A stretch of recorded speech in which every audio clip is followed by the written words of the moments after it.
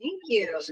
Welcome to the Wednesday, September 6th, 2023 Garrison Board of Education regular workshop meeting. Dusty, will you call the roll for us, please? Jocelyn Avicello. Here. David Gelber. Here. Jennifer Harrington Wilson. Here. Dan Jasnow. Here. Courtney McCarthy. Here. Kent Schott. Here. Sarah Tommy. Here. Please pledge allegiance. I pledge allegiance to the flag of the United States of America, to the republic for which it stands, one nation, under God, indivisible, with liberty and justice for all. All right. Next up, we have accept agenda changes. Do I have any recommended changes to today's agenda, please? Okay. Be resolved, the Board of Education of the Garrison Union Free School District hereby accept the agenda as presented. May I have a motion, please? So moved. Second. Thank you. All in favor, please say aye. Aye. Nay. Abstentions. Thank you. Now move on to board communications. We'll begin with my remarks. I want to first start with a welcome back to our students, their families, teachers, and staff.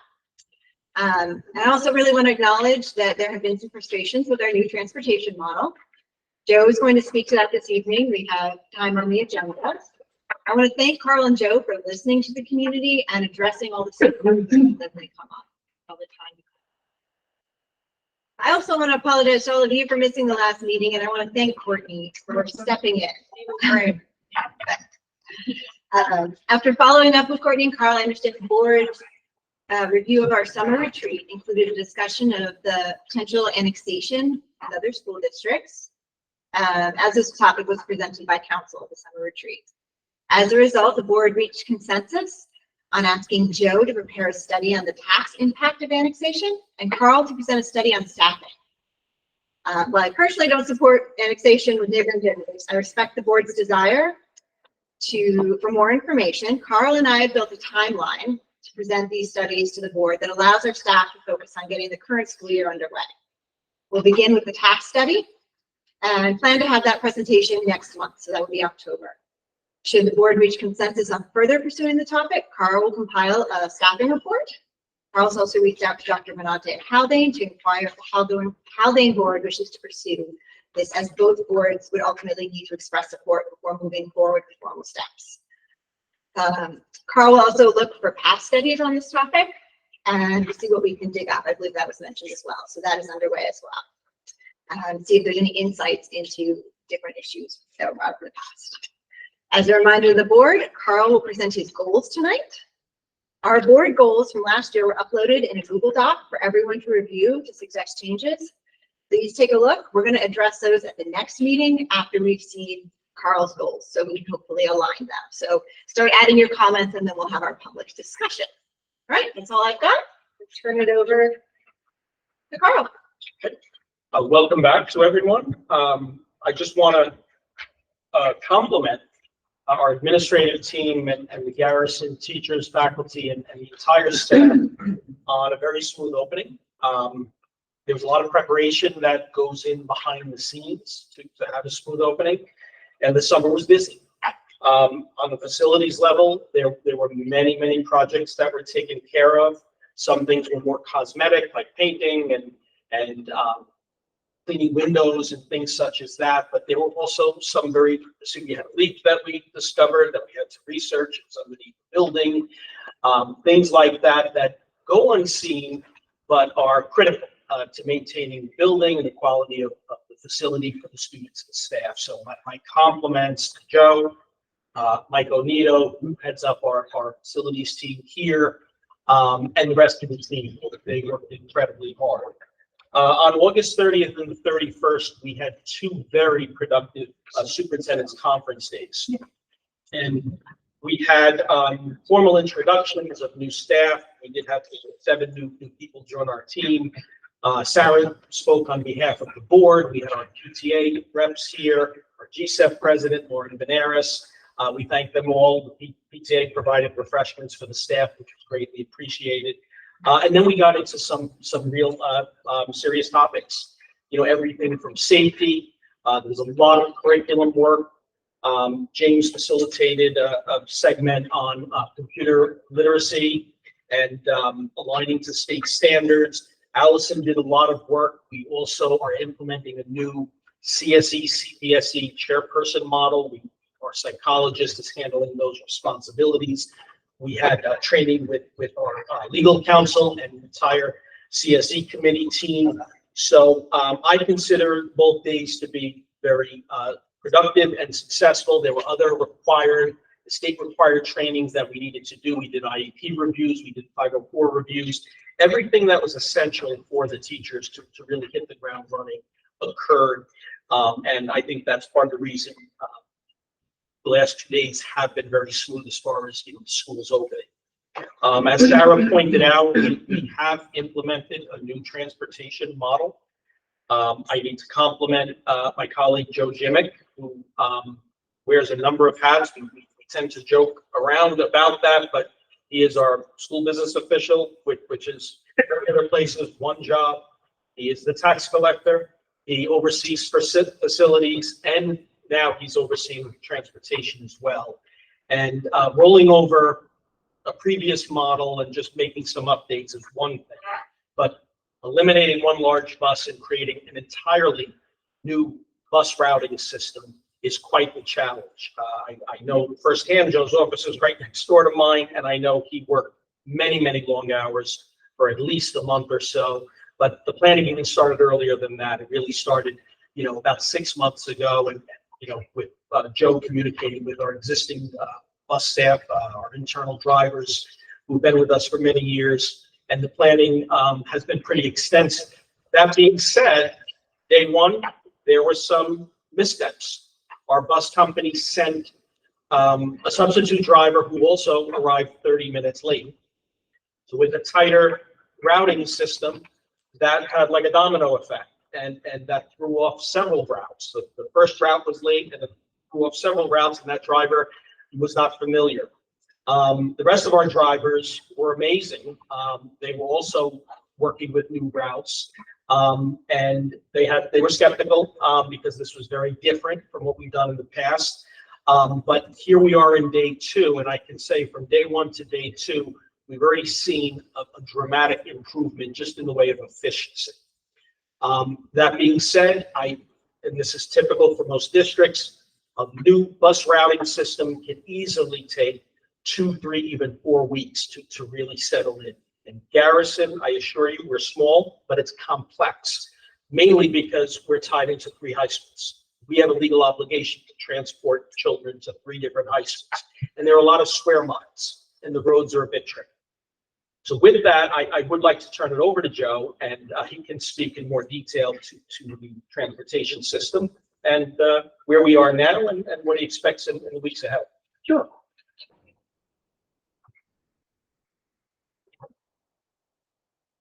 Thank you very much, and I want to personally thank the drivers that have been working for Garrison in some capacity for many years, and it wouldn't work without.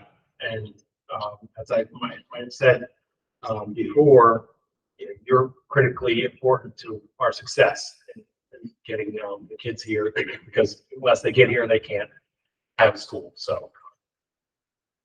Some of them are here tonight. I really do appreciate every one of them. I just want to kind of go back a little bit in time to talk about the original budget development process and how the goal of the budget development for the 23-24 school year, one of the goals was to get efficiencies in areas as far as costs that would have the least amount of impact on instruction. That was an overarching goal, and there was a desire to reduce one large bus from the fleet in order to achieve that goal. And in order to do that, in the budget development process, we started talking about how the bus routes would be longer, there would be more community stops, and there would be that. Students would be on the bus for a longer time, and there would have to be some adjustments. So in that vein, what we've tried to do is balance the loading of 3 large buses. And then we also have one smaller 20-passenger bus that picks up some other components of the route. One of the things that we have heard a lot over the last couple of days is, I see multiple Orange County buses going down my road. How is that efficient? And what I would say to that is there are several roads around Garrison that you can actually make a good time and speed on.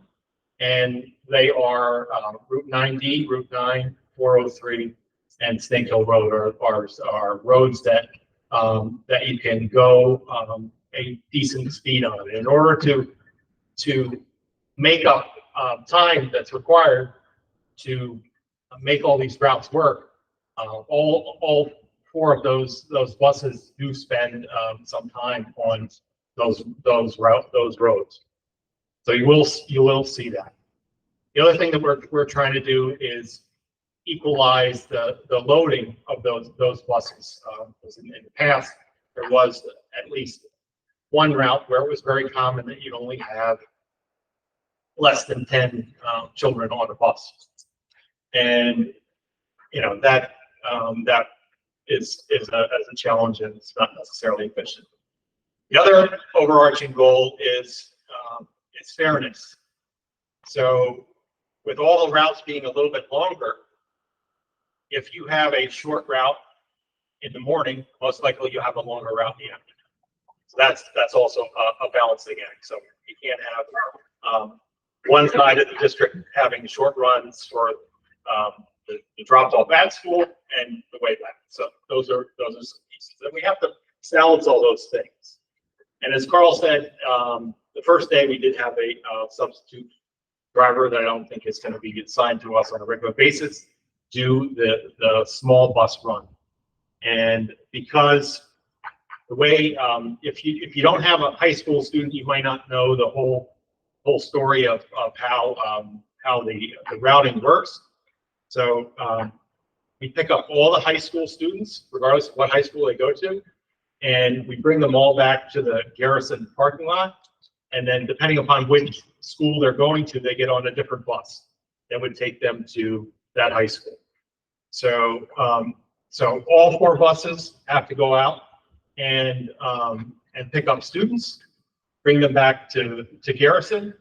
One goes to Haldane, one goes to O'Neill, and another bus now goes to Putnam Valley. And then once those buses have dropped off their students at their respective high schools, they start their elementary school run wherever they are. So one starts at Haldane and comes down Route 9D. One starts over the other side of the bridge and starts picking up at the bottom of Route 9D. And then we have one that starts at the Putnam County line that is on Route 9, and that is coming from the Putnam Valley High School. So, and then those routes are picked up and they're returned to Garrison. So Garrison, what we're doing is we are staying on the main routes as much as we can, but where we have to, we go on all the roads that we have traveled in the past. The other thing that goes along with that is community stops. You may have had a stop that was at or very near to your driveway, and you may or may not have that now. In order for us to make the times work, we cannot go through as many neighborhoods as we may have had in the past, and that is a change that was needed as far as making it so that the times work. What I can say is, we're at day 2. Obviously, day 1 was worse than day 2, and I think that it will continue to improve. I think that based upon what we've seen as far as the routes, I think the times are in the ballpark of where they need to be. There may be some fine tuning as far as the actual times. I think we'll probably be doing an update some of those times in the near future, particularly on the elementary run. Because what we want to do is we want to have the buses arrive at school before school starts, but not too far before school starts, and the students are waiting on the bus. That may involve changing the start time of the route a little bit in order to match more closely to the arrival time. So there's some tweaking that I think is going to have to take place over the next few weeks. I think that it's important to know that we have been getting calls. We are fielding those calls, and we do have safety as a concern as far as at stops and what is safe. Overarching with that is we don't allow students to cross Route 9 or Route 9D or State Hill Road or 403. That's not part of the plan, and that hasn't been a part of the plan ever, but that's just something that's important to note. So those are some of the pieces that we see. We have had some calls come in, and we do try to answer them as soon as we can. But as a general rule, it's important to note that the requirements for us is for us to have a stop that is close enough to your residence that allows us to pick up students in the most expedient fashion. That may or may not mean that you can walk to your stop from your house. Being able to walk to your stop from your house is not necessarily a requirement. It is nice to have, but it's not a requirement. So just keep that in mind if you request a change to a stop. In a lot of cases, we cannot honor that in order to be able to make sure that we can meet everything in the time. And with that, I would say if the board has any questions. Any questions?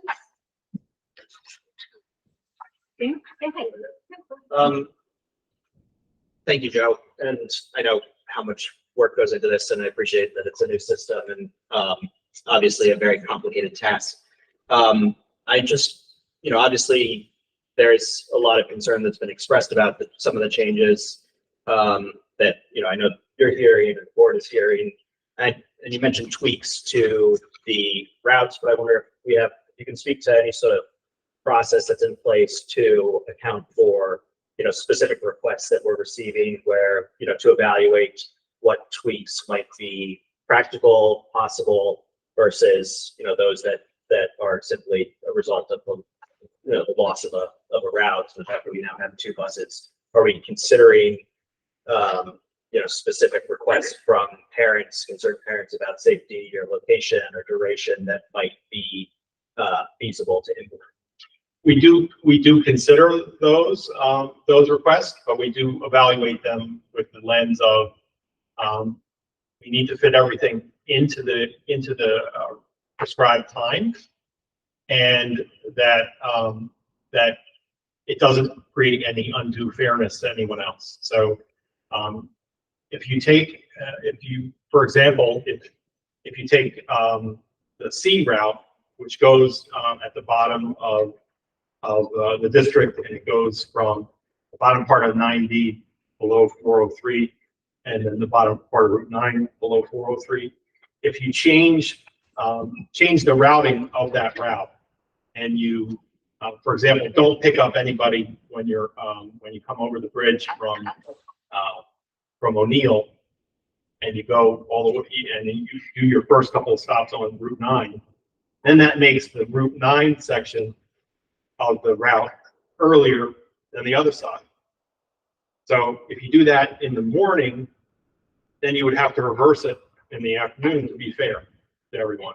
So it's very important that, and we do express that whenever we do get calls, that because the routes are longer for everyone, it's not possible for you to have a short route in the morning and then a short route in the afternoon. Generally not possible. Just be clear, when you say length of time, we're still under the hour and a half required by the commissioner. Yes. Yes, our longest route is listed as 70 minutes. And that is the morning route for bus A. And then what we try to do in the afternoon is we break up parts of the bus A route and put it on bus B. And the reason for that was because we have more time available on the other buses because they're all starting at Garrison after they finish dropping off their high school students. Bus B can take more of the load from bus A in order to shorten that up so that the students that are on bus A can have a shorter ride home. So that also did cause some issues over the last couple of days because we did make it a point to announce to everyone that just because your child rode one bus in the morning does not mean your child is gonna ride the same bus in the afternoon. So we did have some issues with that. I think we may have it for a few days until everybody gets that straightened out. But actually, we really didn't have any significant issues with that for that reason today, and that's just day 2. So I think this wouldn't work without the staff that we have as far as from Orange County. They're crucial to our success. And then it also wouldn't work without the institutional knowledge from some of the people that we have currently who have been residents of the area for a long time, and their input was used in the development of some of these routes and asking some questions about, can we do this? Can we do that? Even with that, there still are changes that probably will have to be made in order to tune things up and make it even more efficient. But you know, in order for this to work, we needed to use software and we needed to use several iterations of routing in order to fit it in the time that we had allowed. And then the only way to do that was to do that in a computerized basis, which can calculate times and estimates for you. And the estimates have been relatively good.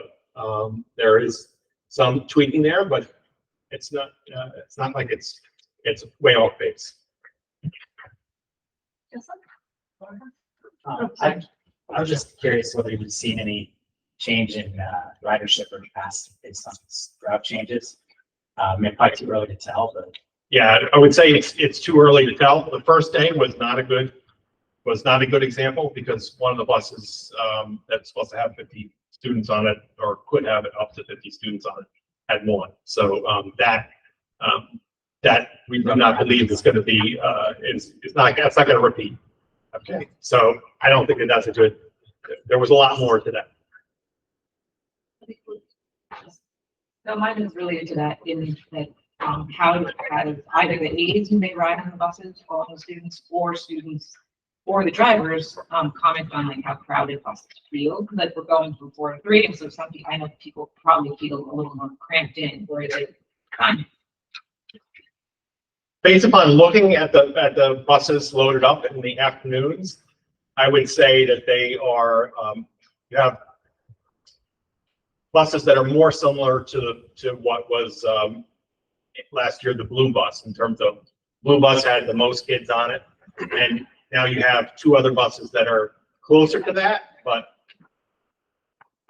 that's where we're at. Yeah, but you're not running Day buses 2. anymore, 15 kids, which is Exactly. And also the drivers are also feeling comfortable with that amount of ridership because it's within a legal capacity bus.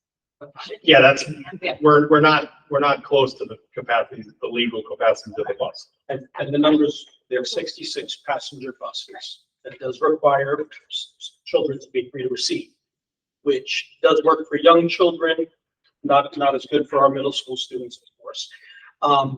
But we've scheduled, Joe, correct me if I'm wrong, somewhere between maybe 60, 65 on average for the larger buses.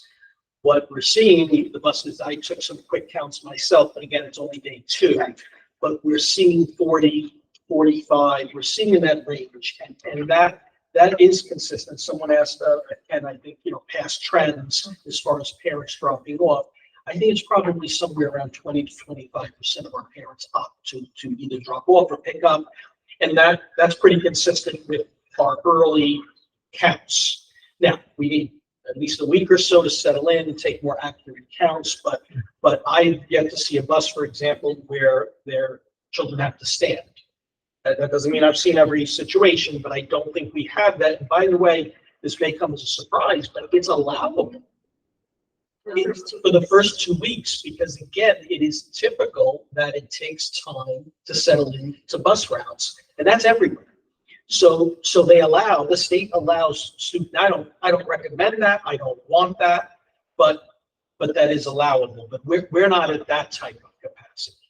So I think just one other question, so I'm looking at sort of the SCD guidelines and then also what some of our neighboring districts are doing. They recommend we run as close to capacity as possible. However, that doesn't mean we have to have a seat available for every child on every bus every day. But in our emergency planning, we may want to take another look at that, because we do have to be able to run all the kids out on the buses available at some point. That might be something we want to add at another meeting, just to make sure that we can do those synograms, that we have the capacity. If we ever had that need, you have a bus sitting in the parking lot. That we can pull in, and we should have that plan too, actually. Any other questions on busing? Thank you, Jill, for all your work. I mean, I'm assuming, Joe, you'll come back to the next meeting and talk about this update. Whenever you want an update, Let me you'll know get when one. you get home. Or maybe we won't need one. It's not a problem. I would hope so. All right. Next up, we have a discussion of the Budget Advisory Committee and committee charge. And you visited this at the last meeting. In front of you now, you have a draft charge. Dusty also pulled the charges. The request was to look at what other districts are doing, specifically Chappaqua, Bedford, and this and that. The only one that has a budget advisory committee is Bedford. You all have a copy of that charge in front of you. And basically it sets it up so that the finance committee, here I have. The only thing that I think, Did they not make it around? I didn't make all, everyone for the bed. Sorry, But here, I I can can pass it share. around if anyone wants to see it. I looked at it. So, It's like the board now. thank you. Okay, so it sets it up so that the finance committee meets, decides what they need from the budget advisory committee, gives them a charge, and looks for people who have expertise in that area. So if we wanted a budget advisory committee, to look at, say, healthcare, we could ask them to, they go out and do the research and come back to us. So and then we have draft in front of us that essentially accept the set, correct? We took some of that language from the Thank you. example, and then some of what we had in our previous draft to create a new revised draft. So the committee memberships would be the school business official, district treasurer, faculty, staff, maximum of 3, district residents with interest or expertise in the budget planning, maximum of 3, board members, maximum of 3, the superintendent, and the board president. Okay. You're going to run this one for me. I'm just wondering, if we even really need this, based on the fact that other districts don't have. Do we feel particularly at it, or is there a way to work together with finance? I think that's a really good question. And when we were speaking about it in our weekly meeting, I think this idea, because we're so small, this idea that we could get expertise in a particular issue. For example, we talked about possibly a facilities project that may need to come up.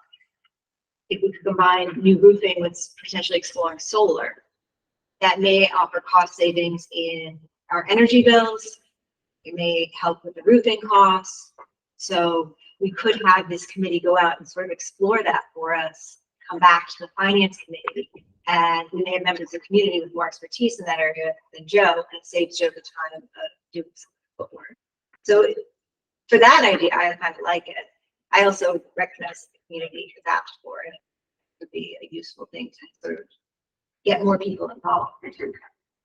So it sounds like the way we may move is that there is no really direct charge in a sense on any specifics to the committee until the finance committee meets and sets the tasks for them to investigate. I think that, I mean, in my mind, I think, let me know if you give it a thought, would be helpful. Often we need a voice on some things, and it really allows us to see what are we looking at in any given year too. One thing that I think, I like that idea, I think, and I generally like this sort of the wording of the charge, but I think some of the previous discussions, we had talked about the budget advisory committee having sort of a role of more of the liaison with the community, going out, hearing from different segments of the community about either priorities or concerns with respect to the budget and the process, and not necessarily getting into the specifics of finance so much, which maybe that's where we do want to explore in specific areas that we identify, but having this budget advisory committee really being able to get out and sort of help us receive feedback from the community and engage the community more in the budget process. So I would still like to see that as part of the charge, but if people I have concerns because it's an advisory committee, so it doesn't actually have any, it can't go forth and say, all right, I'm going to make that happen for you. That's going to have to come still. So people who really want that really recommend it. I think too, what I've learned is that the budget, the first draft budget really can't come out until January. And so, I mean, I guess we could spend the first semester, the rest of the year listening to people's ideas, which is part of kind of what we're talking about. But we just don't know the numbers until then that would allow us as a finance committee even to start thinking about how to piece it together. But I do think that once that draft budget is out, then that budget committee, the advisory committee, should certainly, just like any community member, like have the ability to weigh in on what's being proposed. I don't know. May I ask? Danny, is the concern that maybe people would be not so comfortable coming to a public board meeting? It's televised, it's more formal. Do you think there needs to be an opportunity, whether it's the finance committee or the whole board of board liaisons, to get input for the budget from community people, but in a less formal setting? Is that what you think? I think that's part of it, but I think it's also to approach, different segments of the community that may not attend or dial into these meetings, and not necessarily to seek their feedback on specific, budget per se, the sort of annual, piece, the specific numbers that we put together, but in general, as taxpayers, as people that we count on to, go out and vote for the budget, to have some sort of vehicle where we are soliciting, or the board is soliciting feedback, engaging, whether that's, retirees, non-parents, high school parents, and just hearing, what are your concerns with respect to, taxes, revenue, any of those things, and creating opportunities for us to hear that, and then having this advisory committee sort of consolidate, synthesize, and bring that back to us. I really do think that has to go to the finance committee or the board in order for it to be not secondhand information passed back. The board has, as we talked about in our retreat, a very specific role in things they can and can't do during the budget process. And in order to keep those lines very clear, I would feel more comfortable with it not being a group that goes out, seeks feedback, tries to filter it and send it back to the board. We do a lot of forums, we can do more, but I think the feedback really does need to come directly to the board. I think that, in the spring, you host the community forums, and a couple of them, and I think they're really good because they're more informal for folks to attend. And I wonder, not to jump too far ahead with your goals, but if you do a district-wide mailing in the fall, that district-wide mailing could propose a date in the fall that's just open to the community to just start learning about the budget process. And that means it goes to everyone, retirees, et cetera, et cetera. Well, just in that mailing, like on October 29th, we're gonna, whatever day, I just made that, we're gonna host, you know, everything open to everybody. So this is your chance. And so it gets the conversation with people earlier, and it's the open kind of conversation where the board has to attend. Yes. Like finance committee or someone, you know, at least. So that might be when it starts earlier instead of waiting. I just worry that would be a pretty dry presentation. That's a process presentation.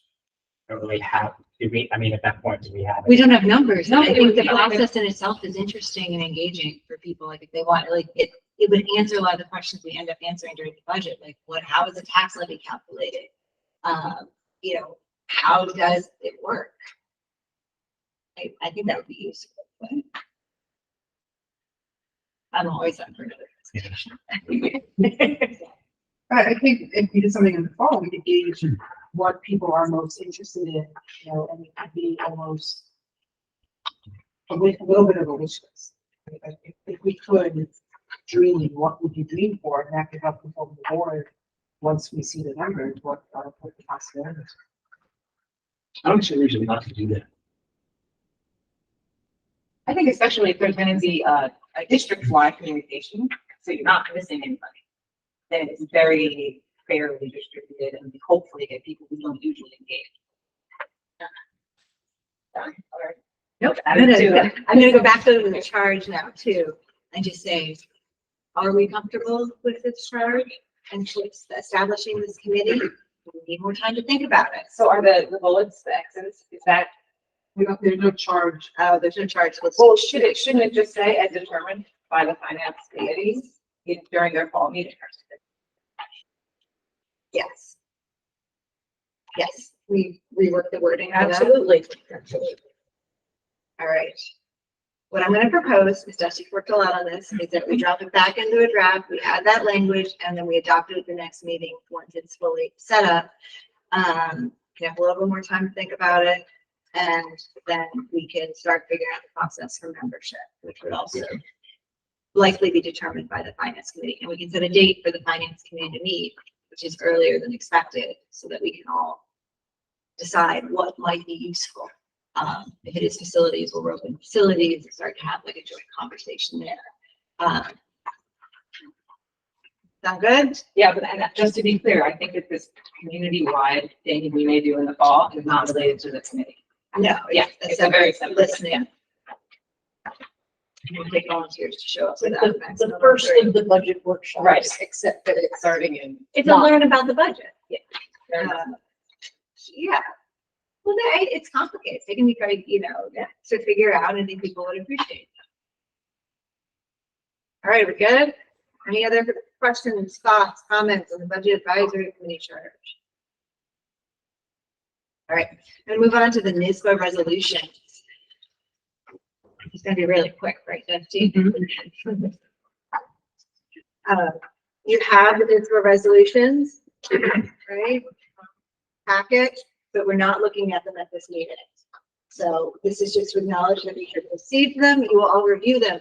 So the way this works, maybe at the next meeting, we could draft these on. By that point, if you could all have read them, pick out, Dan's gonna go as our representative, and we're gonna try and shorten how we do this year. If there's any you object to or feel strongly about discussing, let me know. And we'll mark those out. We'll discuss those. Otherwise, maybe send out. Or perhaps are in favor of the NYSSBA. Yes, that's a good one too. But if there's any, and then we will quickly go through how we will vote on them. So know how you wish to vote, how you recommend our district vote. We get one vote, which Dan gives at the meeting. We're gonna try and not take up too much time with this year. This proposes a ton of resolutions, There's so many. and I don't think they make a lot of headway in all of them. But can I just ask for clarification that may be helpful, everyone? This is the first year that they have a DEI committee review of each proposal, and sometimes it's no position proposed support.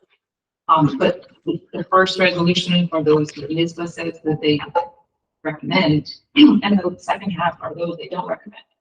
But I can't tell what the DEI committee means when it gets to the opposed one. If are they saying they oppose NYSSBA or they oppose the resolution? They oppose the rest of it. Okay. just to be Do you also review sunsetting for new board members? Yes, we have talked about that. The ones that are sunsettings are the ones that are set to expire because the resolutions will last, I forget how many years off my head. And some of them and usually big issues on taxes, they want to keep lobbying for, and they've had no movement. Like changing the tax cap for it. They haven't gotten anywhere on some of those, so they're going to continue to push forward. So they're sunsetting and they'd like to keep them going. I think there's 56 resolutions in total. I think last year. Districts are getting excited to send in resolutions. Yeah, there's, We'll be quick next week. yeah, I think there's 16 sunsetting in total. The first 14 that are listed in the booklet, and then there's number 33, 34, and all the rest. I'll send an email to all of you, but I'm prepared to know how you feel. If we need to pull it out for discussion, we will, but otherwise. And we only dissect all 56. No. And we have to do it in public, which is why Yes. we're even We will making do it in this. public. You have to do it through all 56. No, No. we do not. We just have to have a discussion. If we want to discuss anything, it gets discussed in public. Yeah. We do not have to go through the 56 resolutions. I will do a quick yes, no on all of them very fast. And then that is the goal. But there are some that we like to have discussion. So don't hesitate if you find one that's really important. Please. All right, I'm going to move on to superintendent's goals.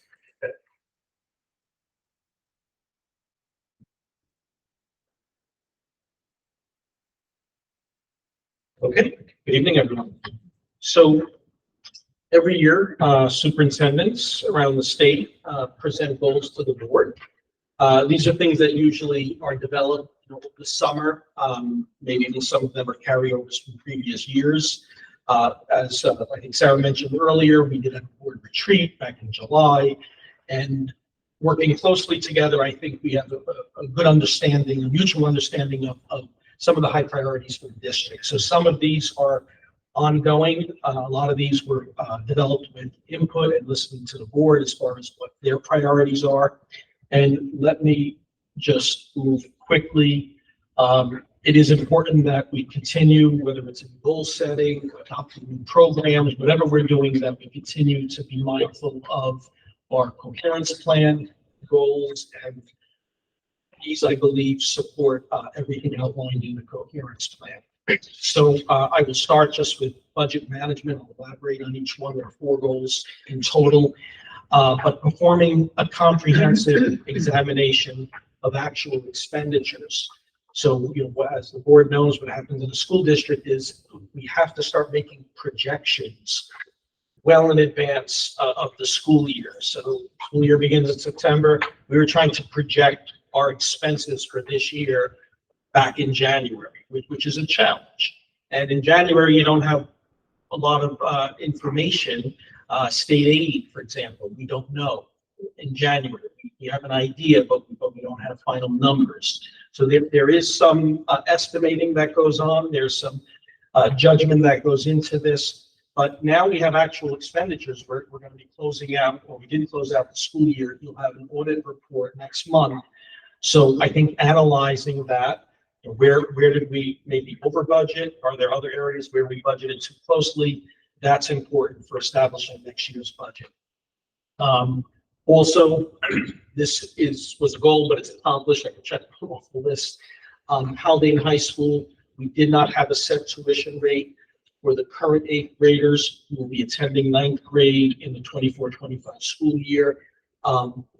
Dr. Benante and I spoke. We spoke to his board. Our board agreed. So right now we have an agreed rate for the 8th grade. The Haldane board may have already voted on it. I'm sure we'll get fine. But we did. Okay, so we received the final contract, which is great. And in the months ahead, we'll be planning transition nights for students as well as parents. That's related to budget. What we want to do related to that is a recurring cycle for proposition votes that will allow the Garrison School District continually update our contracts and extend them out to 5 years. That gives us stability. It helps us to plan ahead because that's a major expense. roughly 80 or 90 students attending high school, and that number may go up over the next couple of years. Also, looking at the major bus drivers, inflation seems to be leveling off, which is good news. Some areas, though, are still running hot, and those are things that we look at the process in the year ahead. Identifying high priority facilities projects. We completed nearly $10 million in renovations here, and it shows. Upgrades have been magnificent, really transformed this building, but there is still more work to do. You're maintaining 60,000 square feet, 8 acres of property. So there are things like roofing, like masonry, that we still have to plan for. So some of those things potentially could make their way into the budget, as opposed to proposing another bond, which we did for this past $10 million project. Staffing needs. One of our biggest expenditures is staffing. So that has to be analyzed, and it's a challenge because you have to start making that analysis in December, January for the following school year. Also looking at alternative funding sources. We've done some really good work collaboratively, the board, the admin team, even our staff, in lobbying state representatives, for example. Joe has done great work with FEMA submissions, and we received, I think, $160,000 in reimbursement for some COVID expenses. So looking for those funding opportunities, pursuing them, special state aid, will all be part of this initiative, budget management. And then lastly, is just the process itself, which we talked about. And I do like the idea of early on listening to our community, giving them some input, educating them as well, and having an earlier meeting. I think that can only be helpful. And hopefully we will have people that take us up on that offer. But then the process really ramps up, as Jocelyn said, January, February. By March, the state aid numbers start to come in, or at least projections. In April, the board has to adopt the budget. And of course, May, it goes out to the public for a vote from the community. Right. Second goal, communications and public relations. And the board, we did spend quite a bit of time on this at our retreat. There's a lot of great things happening here in the school district. And we need to celebrate them more. I do think our parent community is tuned in and well aware of a lot of the exciting things that are happening in Garrison. We talked about reaching the broader community.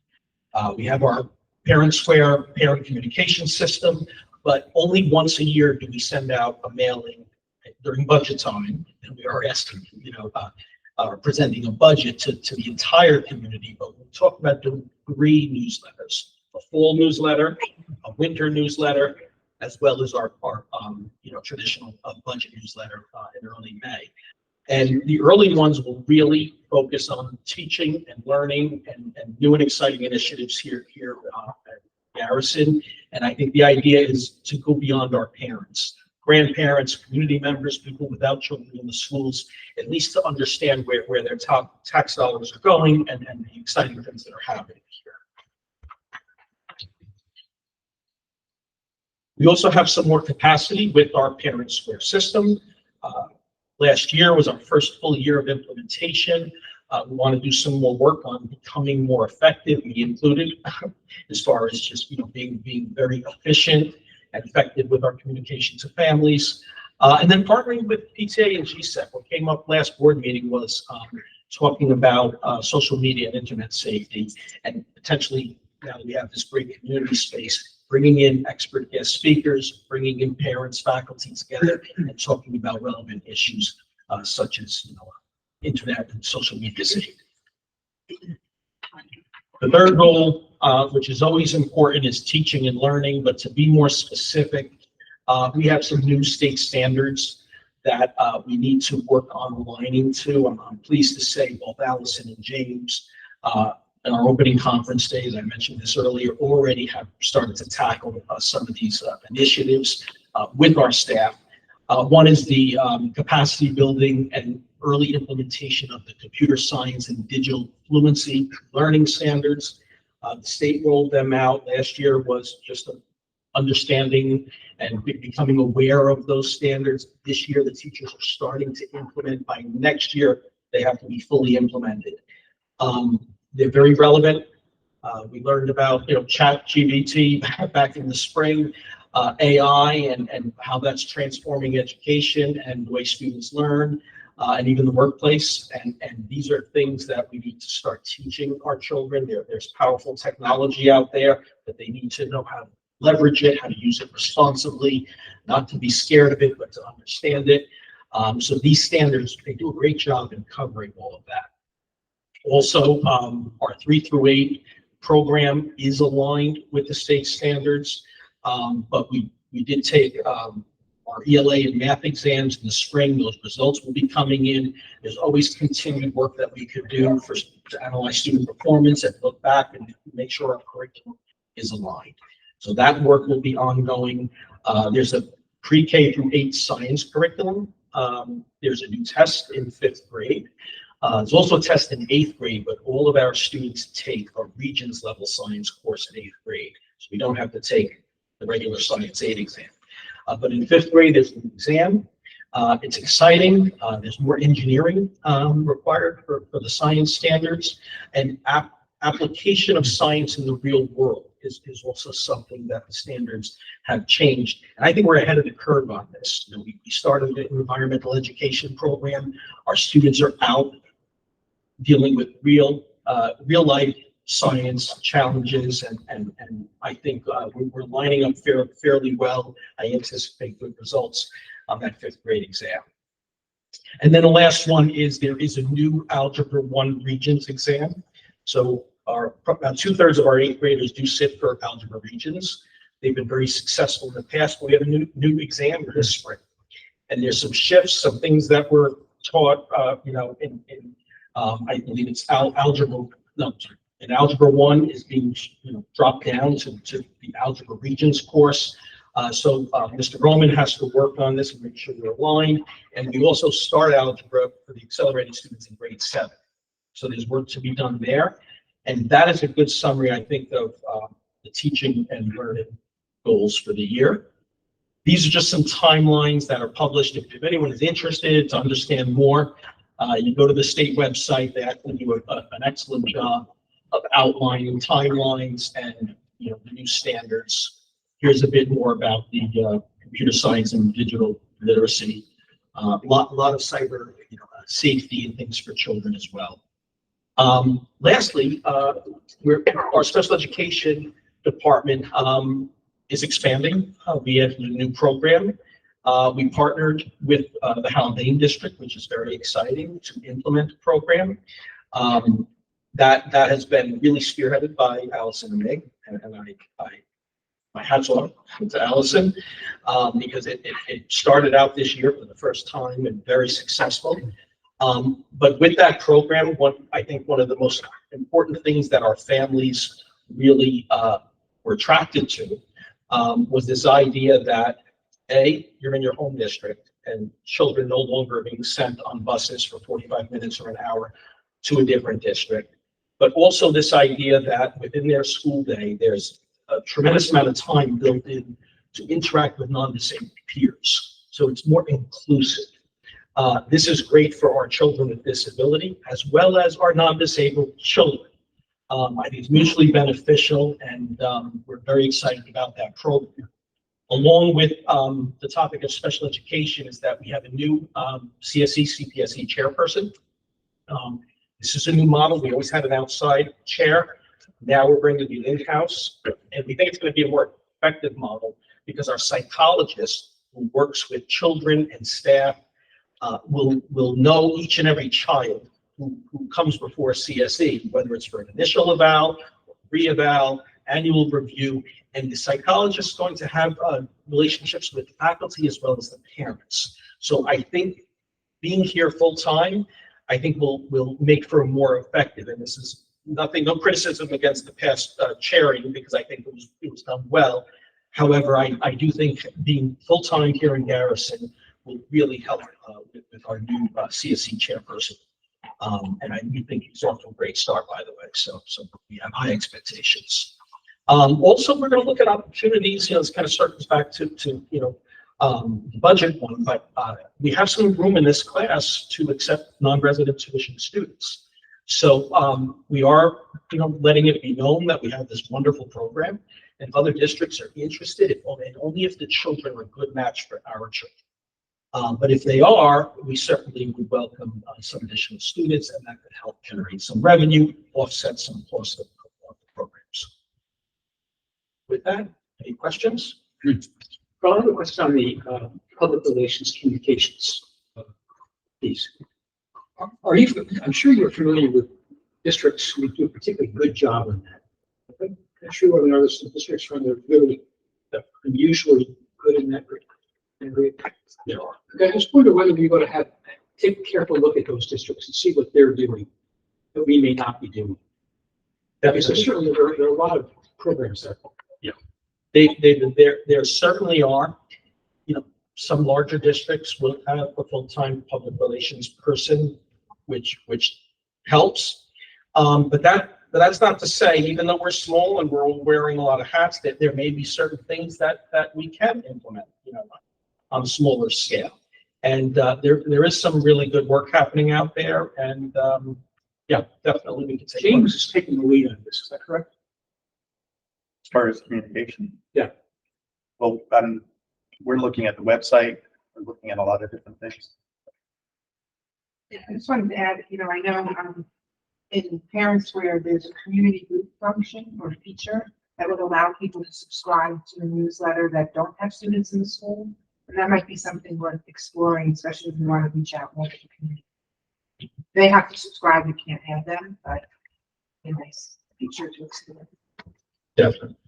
As I mentioned earlier, you're generally 100% right. We rolled it out last year, Years.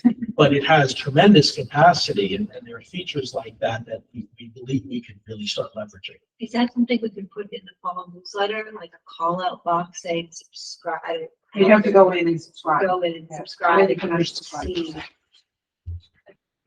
There's no information in the newsletters that. Perfect. Have any other questions for Carl on goals? I have one for you. I know when we put in the new math curriculum, there was a committee that was formed with teachers. There's a lot of time and energy that went into that to make sure that we are prepared for things like this, changing the algebra regions, and that we were aligned. Do you foresee with any of the other changes coming down that we would need a new curriculum perhaps, or are they smaller changes that can be implemented without that type of intense focus? Math, I think we're in great shape.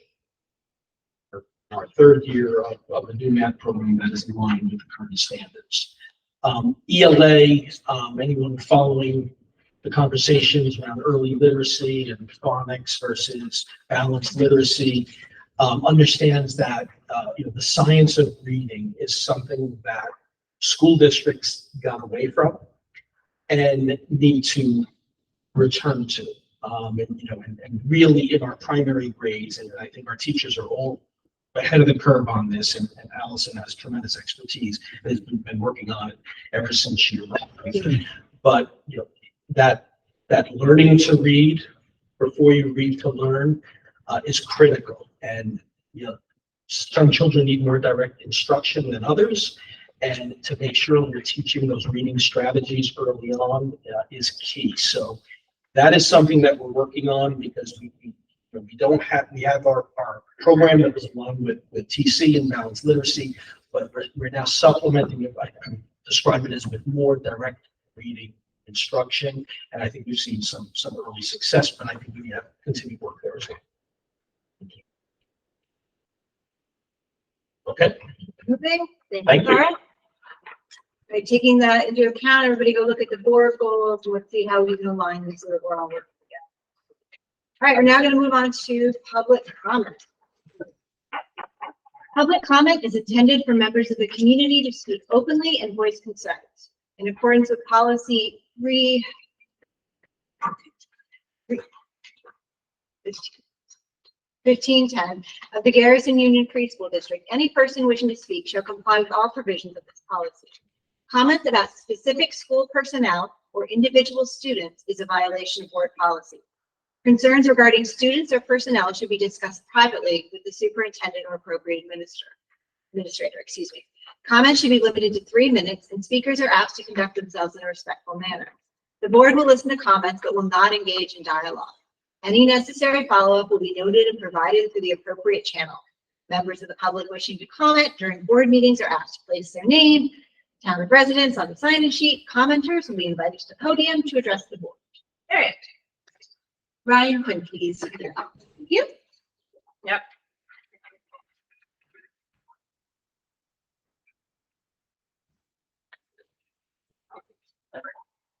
Hello, my name is Ryan Quinn. I have been a lifelong resident of Garrison. I currently live on Ferris Drive in Continental Village off of Woodson Lane. And I have been given a community stop this year of Arden Drive and Winston Lane. And it is a extremely dangerous spot for children to be boarding the bus. There is no room for parking for parents to drive the children to there. Winston Lane has become a speedway. There are no speed signs posted. It has become a shortcut from Continental Village, Putnam Valley area up to Route 9. I reached out to Mr. Albano and Mr. Jimmick. They drove out to my area and they told me that Ferris Drive was unsafe for a 66 passenger bus. A 66 passenger bus has been coming down my road to pick up my children for the past 40 years. It was deemed safe by Jim Larson, who is a 19A certified inspector for a big bus to travel down this road. I have, like I said, lived in this community my whole life. There are other roads in Garrison that are far more riskier to travel than Ferris Drive. Arden Drive, for example, is a steep hill, sharp curves, limited visibility, and the big bus goes up that hill with no problem. To do the loop around Ferris Drive would be, I believe it's just under 3/4 of a mile. And I don't feel comfortable with the community stop that I have. My children are at risk. Winston would have to be crossed and it's not being considered a main road, but Snake Hill Road is, Snake Hill Road. So I'm asking for some consideration as far as if you're going to deem it unsafe, at least have a 19A inspector deem it unsafe. I understand that this is your, Mr. Jimmick, this is your first year as Director of Transportation, and I don't think it's fair to say that the road is unsafe. I don't think that in the 3 to 4 minutes it would take to pick up the 2 stops for elementary, the 2 stops for high school. I also want to say that I am very well aware about how the high school stops work. I did it myself growing up here. So I don't think that it would make the students late by stopping and picking up on Ferris Drive. I understand that the time, the efficiency, but I really, truly believe that the safety is being overlooked for efficiency. And it's a great concern. So. Thank you.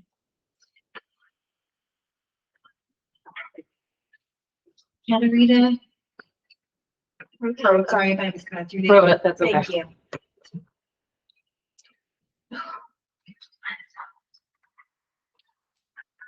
Yes, hi, my name is Katarina Prota. My answer is also regarding the bus routes. My daughter is on bus D, which I think everybody agrees has not been off to a great start this school year. I have not been able to put her on bus D in the morning. I've been having to put her on bus C, which has appeared before our bus the last 2 days. I had also requested to see if she could put on a different bus. Bus C, which used to be Blue Bus next year, was our bus. We live on Route 9, right before the Garrison Firehouse, where bus C turns around and bus C stops at Old West Point Road East. We would have been the next stop after. I don't know why our stop was changed to now the van. And, you know, the van hasn't been on time. And clearly there's capacity on bus C, otherwise I wouldn't have been able to put her on the bus the last 2 days. So I guess my question is, at what point is there the opportunity for me to have a change in the bus? Why was my bus stop changed when it hasn't been taking any extra time for bus C to take my daughter the last 2 days in the morning?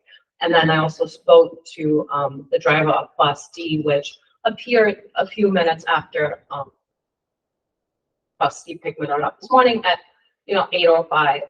The bus time also given to us is 7:55. The bus driver of bus D says his time is up to 7:58, which is up by 3 minutes. But at the same time, he also said this morning that with the turns and the turnarounds he has to make on his route, it's virtually impossible for him to get to our stop before 8 o'clock, if not 8:05 at the earliest. So that's a difference of 10 minutes. And for working parents, like 10 minutes might make a big difference if somebody, 10 minutes can make a big difference for some people. So at what point is there going to be some more accuracy as to what time this bus would actually get there in the morning?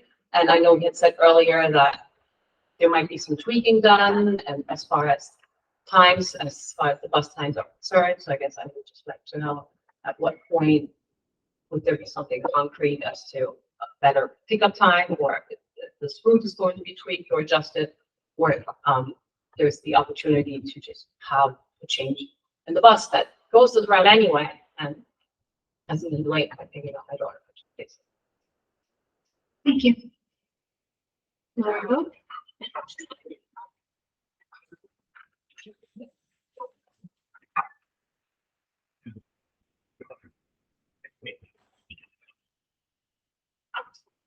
Hello, my name is Lauren Vogt, and I am also a resident of Ferris Drive.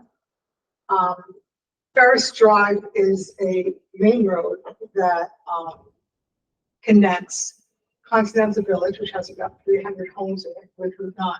There are only two ways to get to Route 9 from Continental Village directly. This is Winston Lane and Old Albany Post Road. And those of us who live in this area know that Old Albany Post Road is a dirt road. It's people in the morning go flying down that road. I am not comfortable. 4 or 5 years ago, I approached the board because my son originally was in Catholic school and was being picked up by the evening. Then I asked the director, I asked the board, I said, can you please look into it, because now can be going to the Garrison School. They sent an inspector with the director of transportation around the road, and they deemed it safe. So they incorporated Ferris Drive, and things have been fine. They have no problems coming around the road. Arden Drive, which now is where our bus stop is, our community bus stop is being asked for us to go to, the children have to walk on Winston Lane, around a blind curve, across the road to access for about 5 minutes. This is not safe. It's not safe for anyone. People don't walk their dogs on this road because it is a speedway. People cut through now with Amazon and all these fleet vehicles coming, delivering things to people's homes. There's too much traffic on this road. And Arden Drive, there's signs all over the place with speed restrictions, blowing your horn because it's a steep hill. I don't understand how our road, and I have written, is deemed more dangerous than Arden Drive.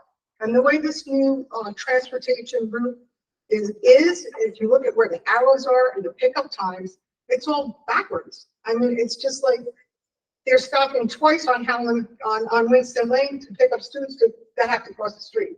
I think the bus driver knows better. He's going the right way that he used to go. But the software is working the way it should. People are not looking at the software and what it does. The drivers are expressing frustration, more than one, in their times, and they're nervous, and they're, oh my God, I have to be here at this time. And this is not a way to run busing. I'm sorry, I'm very uncomfortable with it. And I hope you guys really look at this and have an inspector drive around, change our stuff, help these other people who are having issues too, because it's a concern. We put our children in their hands when they leave us, and we want them to drive slowly and carefully and safely and to get to this school and then to go. My kid's in high school now, but there's the elementary school. I know a parent who's got their kid almost in an hour. They're 9 deep to get to the Garrison School. I mean, it's just, this really has to be fine tuned. And it's not because it's the birthday. And then the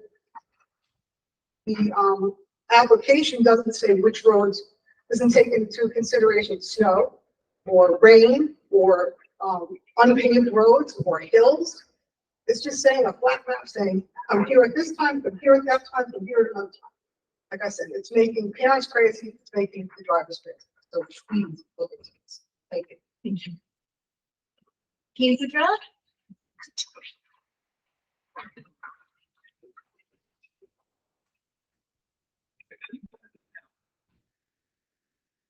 Good evening. I'm Katie Cutrella.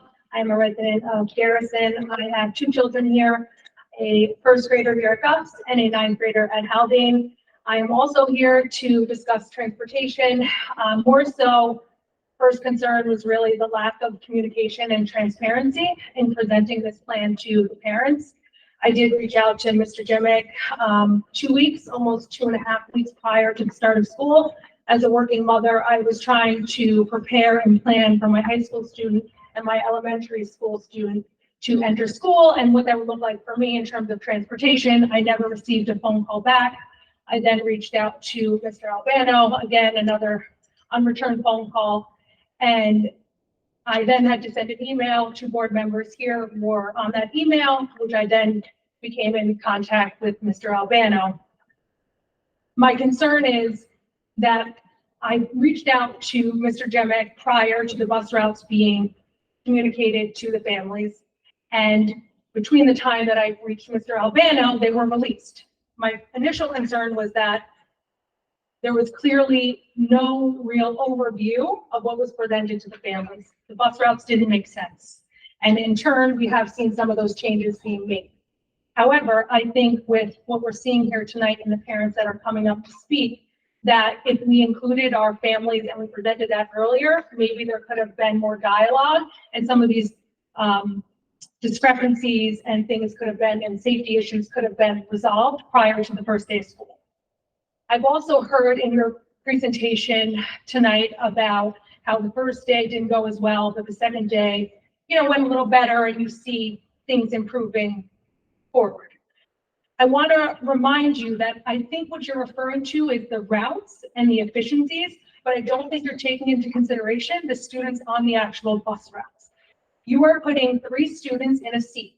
You are not taking into consideration what that means for children that have sensory issues, who have behavioral issues, who are then on the bus for an hour, and what that will be in the long term for behavioral issues that will be in the place of the bus drivers on the route. So I think that really needs to be a concern to this board on the long-term sustainability of having these longer bus routes and these children's overcrowded in these buses. I've heard board members now mention that it's legal to have these buses run for an hour and a half. What an outrage. In this meeting, I've also heard that we are a small district. So we are a small district that are allowing our children to be on a bus for an hour and a half because that's legal. I mean, what is this coming to? You as a board really need to sit down and think harder and be more transparent and communicate it to the parents and the families and the taxpayers of this district. I also want to note that my son, who was attending Haldane, I was alerted a week prior that he was going to be bused. I have to drive him to Garrison, and he arrives to the school a half an hour prior to the start of school. He has nowhere to go. Carl, I know you said he does. He doesn't. He's standing outside by his locker. There is no supervision. What is this doing for the children in our district? I really ask you all to take a hard look. Thank you. Sheila Williams?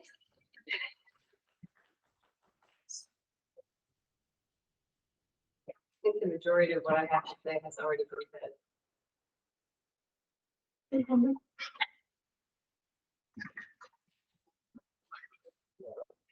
Actually, I'll just say one. Right.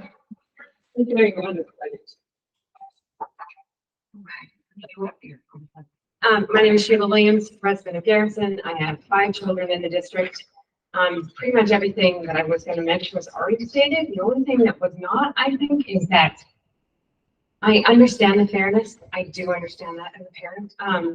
We have the long run in the morning, the short run in the afternoon. And I do understand the efficiency in the computer system. What I don't understand is why also maybe the bus drivers were not consulted. We have veteran bus drivers that have been in this district for a long time. They could have also been considered. I think it is one thing to have a computer system do something with efficiency and automate things. It's a completely different ballgame being a bus driver on the bus, being a child on the bus.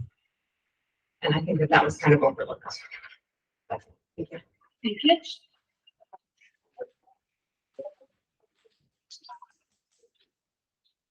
Ned.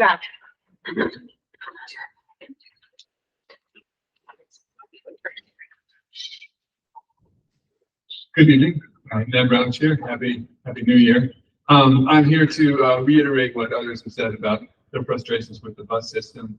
Are not to make it just too personal, but it took our kids about 45 minutes to come home today. And I live right near Ken, and you know as well as I do that we don't live 45 minutes from school, nothing close to that. Right? Well, actually, you can walk from our places to school through the woods, not take about that long. But 45 minutes is ridiculous, and it's indicative of an ill-considered system. No offense to the computers whose numbers flash this way and that, but it really is not the answer we're looking for. It is a response to the way in which this board handled the budget situation last year. Direct response to that. And I think this is a wake-up call for what happens when you chip away, and you don't ask this community for what we need. We got what we asked for, which is a lousy bus system. We asked for that. You guys did. And the people voted for that. So you guys got what you wanted, but it's not what we need. And it's pretty amazing to be in a place, Carl referenced it earlier, we can bring our kids to 3 high schools. So you can go to the school and choose one of 3 high schools to attend, but you can't get home within 45 minutes on a school bus. So, my little guys got off, they were probably in need of a snack. They weren't that happy. It's not, but they're not going to spend time on the afternoon bus anymore. I think we'll probably just pick them up. And that's a bummer to live here in this land of plenty with 3 high schools to choose from and have to take nearly an hour to get home. I think we live, 2.5 miles from school? It's really slow, It's a bad system. It needs to be reworked. Our stop was also taken away. That's a different issue. I won't plead my personal case with you all. But this is not good, although it is what we asked for last spring. What you guys asked for. Thank you. Thank you.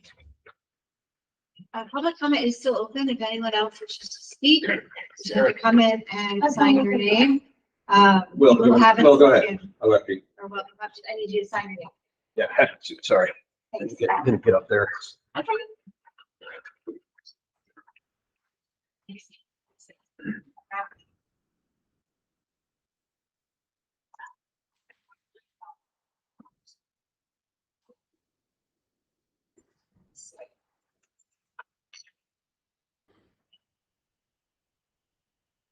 Good evening, Will Felder, resident of Garrison. And, everyone's said basically everything that we're here to talk about tonight. So I thought probably wouldn't need to add my voice, but then I realized that I've got childcare at home and I don't want to deal with my kids, so take up a little bit more of your evening. As I thought about what I was going to say, I wish I had asked ChatGPT to write a comment on a inefficient bus system for a school board, but then I realized that wouldn't capture the depth of what's been expressed here. And I think it's perfect that Carl, when he was up here talking about his goals, reference a 45 to 60-minute bus ride is unacceptable for special education children who are traveling outside district. So I think that's a pretty good standard by which we should evaluate the current transportation system. So look, I have a lovely daughter, first grader. She's not going to ride the bus anymore because we live inside of 2 miles. And as Ned was talking about, when we sat here and spoke to you last year about what a bunch of us thought was just an unacceptable way to approach the budget discussion last year. Yeah, I felt like the idea that a child who lives 2 miles away can ride the bus was sort of an unacceptable assumption, because that was just a waste of time and resources. But you know, some of the greatest memories that my daughter has had in the 1 year she's been at Garrison has been riding the bus with her friends, being part of that community. It's also part of why we chose this community to send our kids to, why we continue to live here and pay our taxes, be members of the community. And so I think what Ned just touched upon is the most important thing. This is what we deserve. This is what the fruits of the discussion last year led to, and that's unacceptable. And so this year, I think it is incumbent upon all of you, because you're our elected representatives, to make sure that this doesn't happen again. And we'll be there to support you, and we'll do the work to make sure that this doesn't happen again. But this is an unacceptable solution, and I'm glad that all these people are here voicing the very individual reasons why this is unacceptable. Thank you very much. Thank you. Sure. You can be good. Oh, thank you. Appreciate it. Would be able to read my handwriting anyway. Eric Arnold, resident of Garrison. I'm not going to comment on the specific points raised tonight. Our bus stop is still the same. Times are different, but my comments are pretty similar to Will's and Ned's. And I believe a lot of the difficulties that people have raised tonight point to the larger issue that I hope you guys keep in mind, which, to reiterate, you know, last spring you worked hard to convince us all that we'd be fine with 3 buses instead of 4. And what did we get? Well, we got 3 full-size buses plus a small one. So I still count 4 vehicles, not 3. And one of the old routes, as Joe mentioned, didn't have a lot of kids on the bus. I think that was probably ours. And so I'm still a little confused. Not that change wasn't necessary, but you know, there feels to be a bit of a disconnect between what was proposed last spring and what we're seeing today.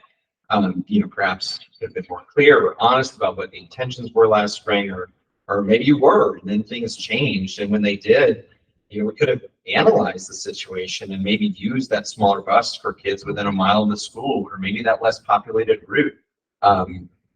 But instead, on the first day yesterday, that smaller vehicle was used along an existing route, which ran completely counter to the narrative of last spring and had other effects beyond just appearing or actually being wasteful. So, you know, look, to be candid, it doesn't take a genius to draw a direct line from the proposed budget last spring to what you're hearing from the community tonight.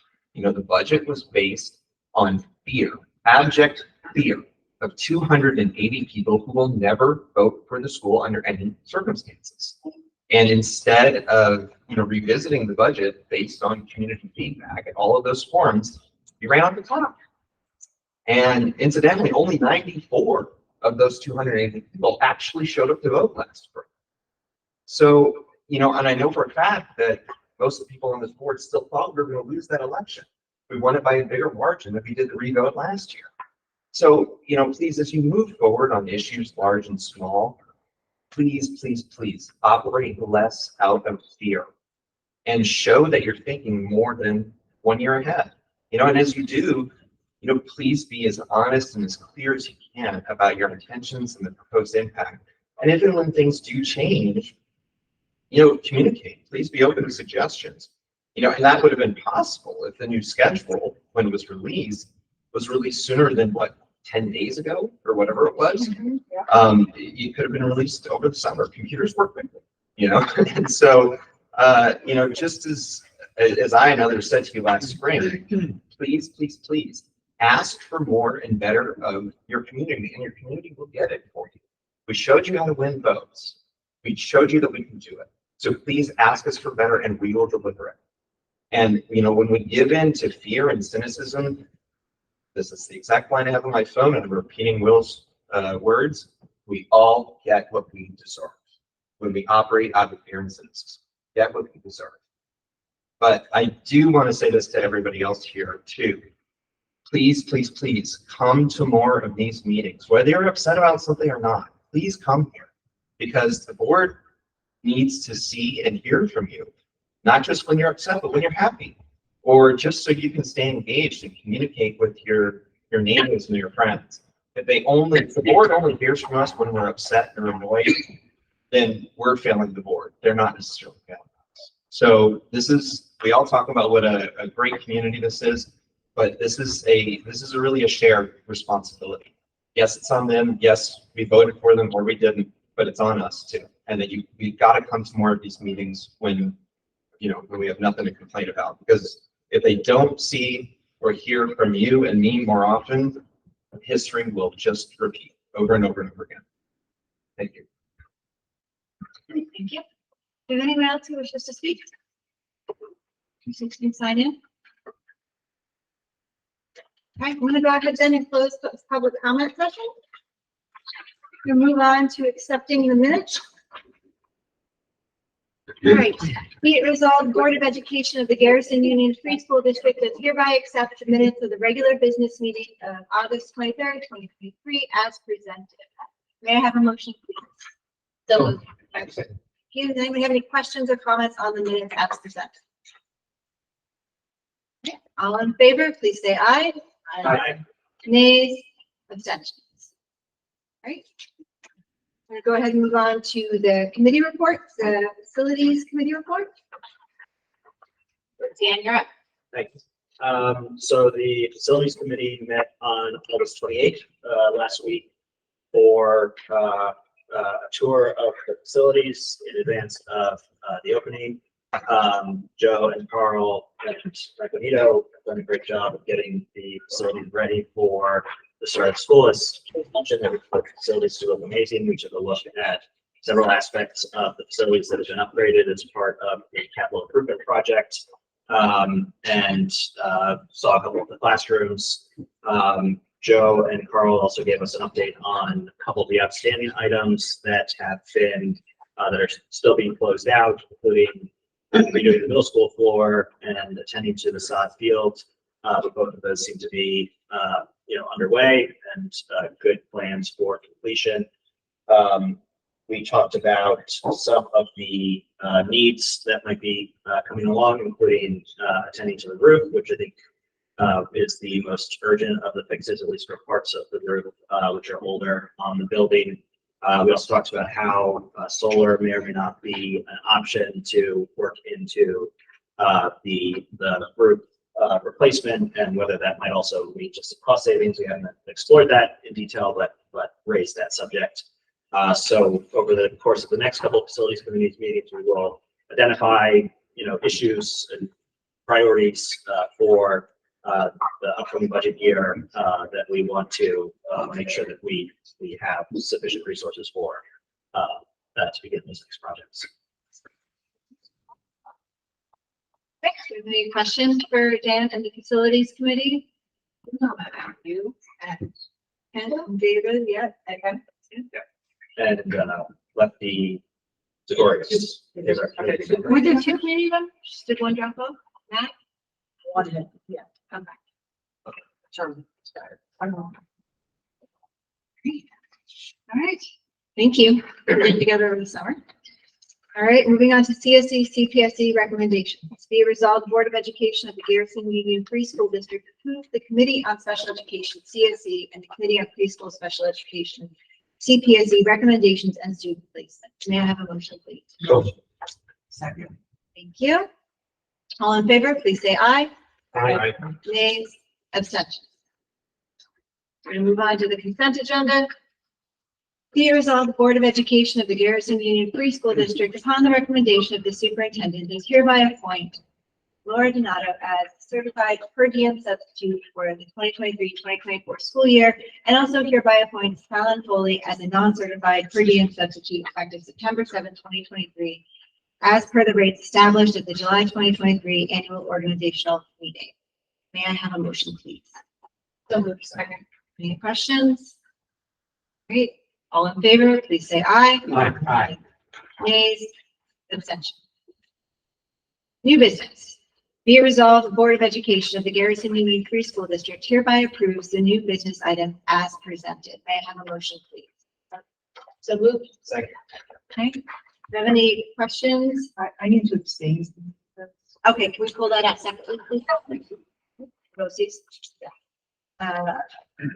Calling out then, B. Yes, thank you.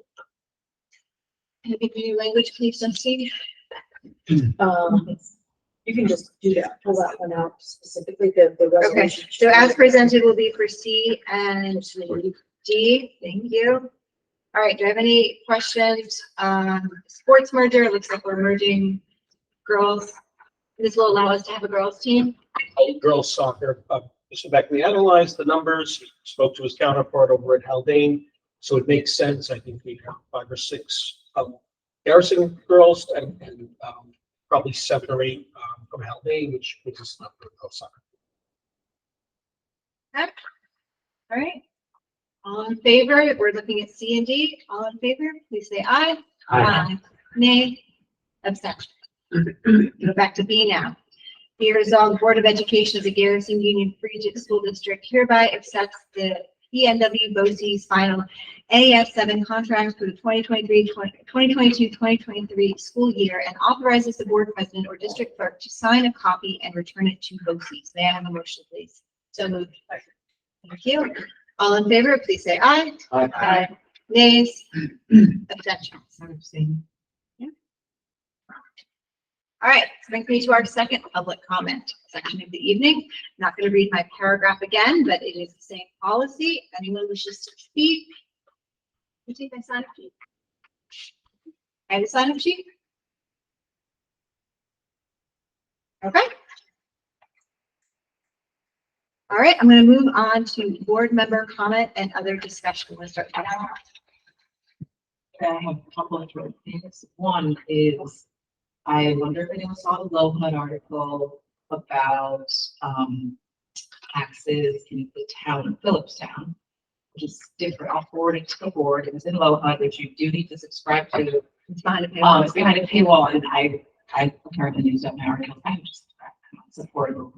But anyway, it talks about the disparities in taxes paid within Phillipstown, which of course doesn't just include Garrison, etc. And it's an interesting article to read because, of course, we're always thinking about taxes on the board, and it's not that a reassessment of townwide taxes would create more revenue for the district, right? But it would rejigger how much people are paying based on the assessed value of their homes. And right now, what that article showed through the research of the journalist was that the 3 bottom quintiles of homes in Garrison are paying more than 100% of their assessed value fair share of the taxes, and the 2 highest quintiles are paying much less, which means that the taxes are not being fairly assessed nor distributed among households in all of Phillipstown. So it's just interesting to read. I think it's something we're always burdened by, if you're willing to get behind that pay. So that's to read it. The second thing, so last week when we were here, we talked about a lot about annexation, consolidation, whatever those kinds of words are. I really think that at the bottom of all of it for me, it's not like necessarily annexation, but I do think, given budget woes and concerns, the idea of doing a study, right? Because this was all about a feasibility study only. The idea of doing a study of our district and its survival is kind of more what I'm interested in. Not only looking at annexation as possibilities with whatever other districts, but you brought up during the meeting the idea of shared services. What can this district do with the kind of challenges we face in order to thrive and survive? Well, survive, but hopefully thrive, right?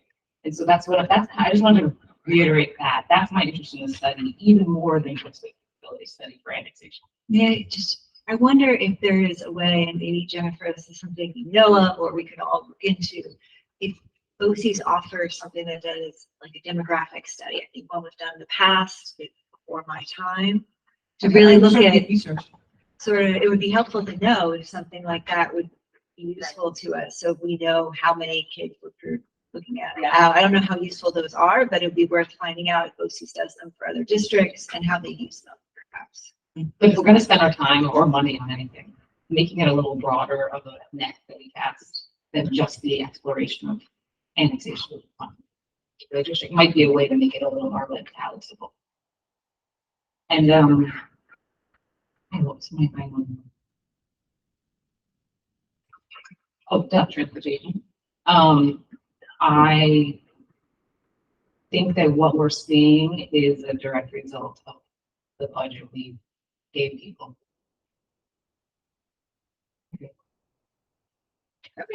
Thank you. David? So it's been very interesting this evening because most of our meetings are attended by most 2 or 3 people from the community.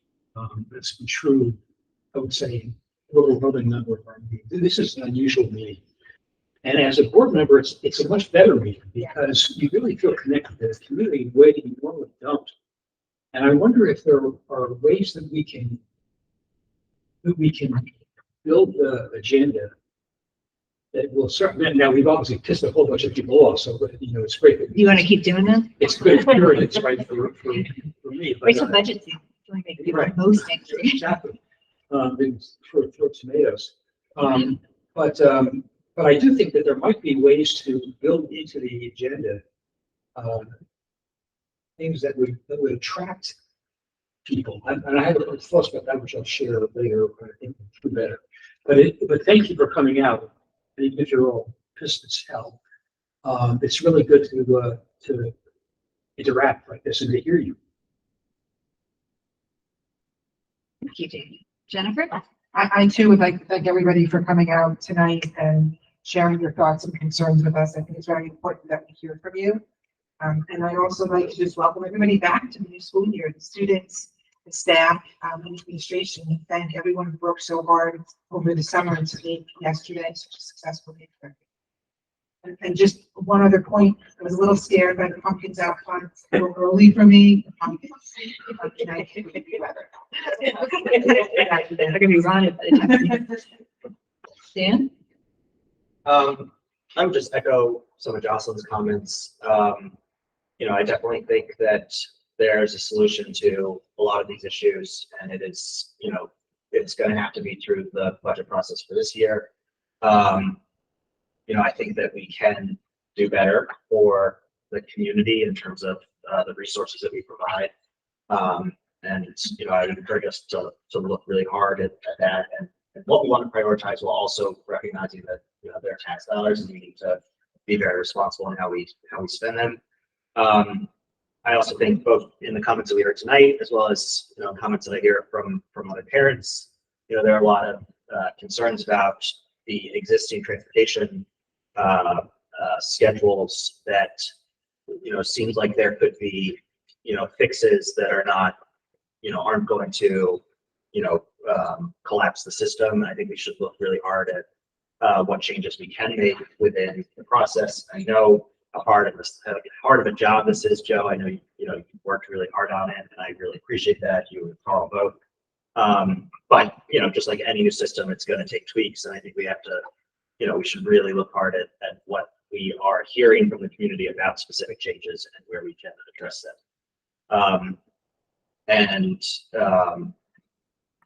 On the annexation piece, totally agree with Jocelyn. In my mind, it's not necessarily that we're going toward annexation, that we, think that that's necessary or that we want that, but that within this broader context that all of these points touch about budget and resources and support, we need to look hard at every possible option that's before us to make sure that we have the resources that we're going to need over the long term to have sustainable budgets, and also ensuring that we're being as economical as possible as a district, whether that means annexation or not, even if we don't think that's necessary, at least knowing that we've explored that pathway so that we can, consider it during the next round of budget. Courtney? I'm at the end here now, so echoing what a lot of people said. David, what you said, for also thanking everybody for coming out. It's always good to hear how people are feeling, what people think, whether it's the the occasional happy praise we get, and when it's usually more of the negative comments. But it's always really important to hear. First, I should have written my notes down. I was thinking a lot while you were speaking down. But maybe it's something we can do over the next 2 weeks before our next meeting, thinking about all these different things as we review our board goals, and sort of evaluating, you know, really what we're putting into this year. Obviously, you know, budget is going to be at the forefront of all of our minds. But I'm also, I'm always reminded of the limitations that we have, that we are a public school. There are far more laws than I can possibly keep up with. And even just, you know, it's so hard to sit and not respond to what everybody is saying. But we are governed by policy and law, and certain things have to be followed in a certain way. In terms of transportation, I can certainly understand a lot of frustrations. I will just say what I'm reminding myself every day right now, which is change is hard. I personally am going through, I have a kid who just started high school and a kid who just started college. And I actually still think my kids are in first grade with their buddies on the bus. So change is hard, be patient. Not to say that, you know, change can't happen. But everybody has been working really hard. I really appreciate all of the work that Carl and Joe have done this summer. What you undertook, Joe, was not something that could have been done just in a week over July 4th. It was a huge amount of work. So thank you, and thank you to everybody in the school for a successful. Now I get the last one, the next time. No, I'm still next. Don't worry. Just like everyone else, I appreciate the passion of the audience. We're getting it's nice to hear from people. There was nobody here when we discussed the transportation system last week. So that's part of communication. We need to do a better job, get people out when things are going to affect them. But I also, you know, I don't agree with a lot that was said about the budget and how it was set. At the end of the day, we discovered that we didn't even have to transport. We're maybe not supposed to be transporting people to us. So we came up with a system that still transports everybody at a reduced cost, and we're doing our best. And I think part of the complaints, I understand people, change is hard. Nobody likes it. Ed's right. You know, my kid wants to ride the bus now. They're getting out late, so they're not doing it. But there's a lot more quality in the system now, as far as I understand. So that also means that a kid on my bus route, my kid gets off last now. He was getting off first before. That means the kid that was getting off last and getting on first now gets to get off last. And that's the quality. And that's, you're not hearing from those people's time because they're happy. So change is hard. It stinks. I'm sure Joe's looking at everything we can do to make it better. The safety stuff is obviously really important, but you know, we're in a tough spot. And if we're going to keep transferring people under 2 miles, we probably should bring it to the community. I would agree with that. I think we do need to, we have not found a resolution that allows us legally to do so yet. I know we've been looking, but I think it needs to go to the voters to see if they wish to financially support that. Yeah. So, and yeah, Joe, I know you put a ton of work into this. It's not easy. So appreciate that. All right, so last on here, I do want to thank everyone for coming out. I know there was a discussion of transportation last time. Our board, I know we do emails out. Maybe there's another way to get our agenda out so people know what we're talking about, because things generally don't go to the community until the boards review them. That was after the last meeting. So I think that's something we could look at as well. It would, you know, there's some other way to get people aware of what we're going to be talking about every meeting, so they know if they need to come. In terms of transportation, Joe, thank you for all the work you did. Also, a big thank you to Brian and Mandy, who I know, well, put a lot of work into it as well. So, and I know Brian ran this last time, so pass that on to him. He's fully retired now, fully retired finally, or is he still driving for us sometimes? He is available if we need him to do. I appreciate the community's patience and sharing your thoughts. I know you guys have did a lot of calls too. And I hope we continue to make changes. everything I researched, read, and we looked a lot about what we legally can do with buses, what other districts are doing, what our neighboring districts are doing while compiling this. And continue to take in the feedback, make the changes we need to make it run more efficiently. Thank you all again for coming out. All right, that's all I've got. Adjourn to executive session, board approval. Be resolved, the Board of Education of the Garrison Union Free School District hereby enters into executive session for the purpose of discussing the employment history of a particular person. May I have a motion, please? So moved. Second. Okay. All in favor, please say aye. Aye. Nay. Abstention. Fortunately.